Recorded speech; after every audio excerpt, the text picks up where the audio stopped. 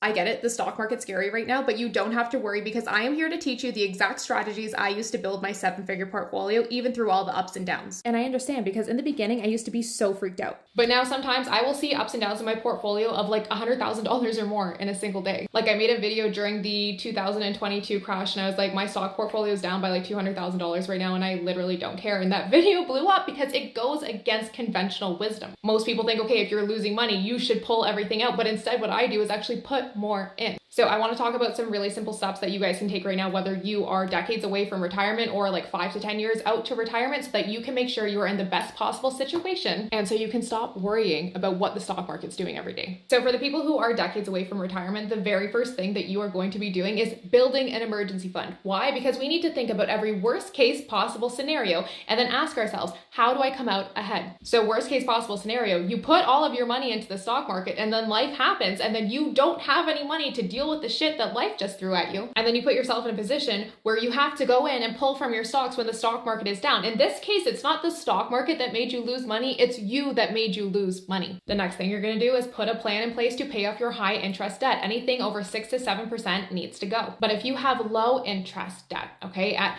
4% for your student loans or something, but you can make 7 to 10% in the stock market, you are losing money like 6% growth, okay, by paying off that debt. So put a plan in place to pay off your high interest debt. However, the interest on your high interest debt isn't necessarily what you need to pay moving forward. You can look at ways to negotiate that, okay? You can look at balance transfer cards, you can look at personal loans and consolidation loans to reduce that interest rate. The next thing you're going to do is work on increasing your income. So if and when a recession does hit, you have more cash flow coming in, you have more savings available. Then we're going to do an audit on our spending. Where has your money been going? And I know you're going to tell me, Nicole, I know exactly where my money's going. No, you don't. Track your spending for 30 days, see where it's going, and cut the shit that didn't actually bring you joy. Remember, you are trading your life to get money. And then so you are using your limited life, the only thing that you can't get more of, time, and you are letting it fly away on useless shit that you don't need. Stop it. Now, if you're about 5 to 10 years out from retirement, this may look a little bit different. You're still going to want to do all of those other things. However, you're going to make sure that your investments are really set up the right way, that you are diversified, that you are not overexposed to one country, one company, one industry. You're going to want to make sure that you have some cash reserves. So because I am retiring early, okay, I want to reduce something called sequence of withdrawals risk. Essentially, this is when you get really shitty returns at the beginning of your retirement, and that impacts your ability for your portfolio to outlast you. So what I do is I have 3 years worth of expenses in a GIC ladder. So I have 1 year in a 1-year GIC, 1 year in a 2-year GIC, 1 year in a 3-year. And then this way, if shit hits the fan, I have money that is coming to me, so I don't have to sell my stocks and pull from my portfolio while stocks are down. The other thing that you want to think about is having flexibility in your plan. Maybe you're saying, okay, Nicole, I want to retire in 5 years. Amazing. But if the market is shit in 5 years, could you give yourself an extension of 6 years, maybe 7 years, so that you can ride out those ups and downs